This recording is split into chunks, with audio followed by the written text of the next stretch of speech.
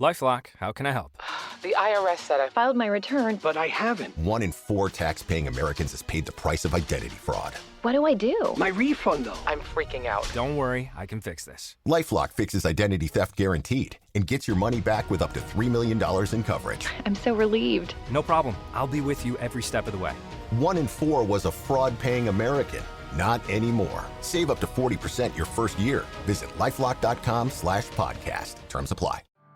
Hey everybody, Ash, Peter, and I were talking about Australia carrying the 90s torch, and Peter and I corrected. Here's how that happens. Check it out. Yeah. Very much Veruca Salt type vibes from them. And like we were talking about in the actual episode, like if this band had come out in the 90s, they would have been huge here. Yeah. But like instead, like these two bands are kind of carrying that torch in modern times. It is wonderful, like to hear bands that are nailing my musical aesthetic.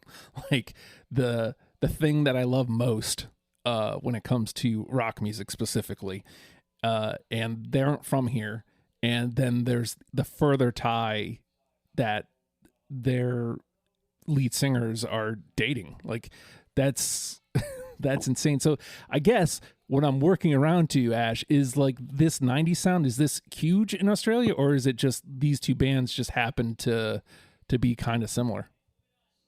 That's maybe like I feel like we all say Aussie rock more than the 90s vibe. Okay. If that makes sense. Yeah. Definitely an Aussie rock sound that's probably been going pretty hard for maybe the last 5 years.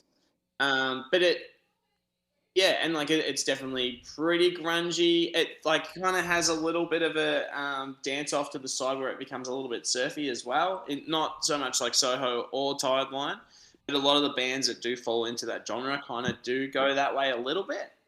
I think for us it's just an Aussie rock thing. Like we definitely notice a difference. Yeah. That's funny to me. That I say funny, but I think like I'll give it that. I'll allow it to have two bands be that similar and both be from Australia. From now on, hitherforth, it shall be referred to as Aussie rock. I'm with it. So when I heard Tired Lion, it's the first time I fell in love with a band instantly since Violent Soho, and that's not a joke. Like I loved, the only thing even close in between was Free Throw, and Free Throw is awesome, but like they're just outside of my vein. Like they're something that like really scratches, like a punk itch, but Tired Lion scratches that 90s itch that I'm after. And so the last time I have listened to Breakfast for Pathetics. God, like I was driving my son to school the other day and he goes, "Dad, why are you always listening to Tired Lion?" He's 12. Yeah. Calling me on my shit. I was trying to, so James, the guitarist of Soho, has a record label. Oh, okay.